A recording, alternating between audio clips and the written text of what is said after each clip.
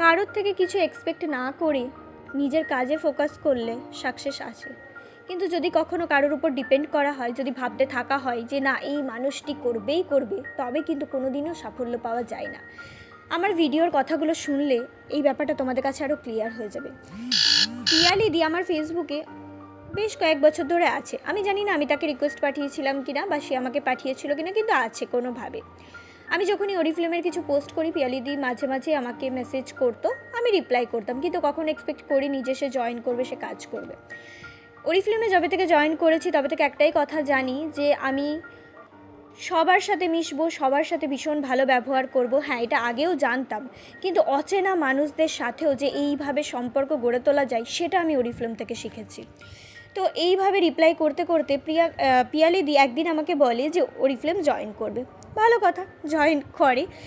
আমি তখনও ভাবিনি যে মানুষটি একা কাজ করে এত তাড়াতাড়ি লেভেল অ্যাচিভ করবে। তারপরে আস্তে আস্তে দেখলাম একটু একটু করে কাজ করে, আমি কল করতে থাকি, বোঝাতে থাকি, সে কিন্তু আগের মাসে নিজে একটা লেভেল অ্যাচিভ করে এবং গিফট পায়, এবং ইনকাম তো আছে।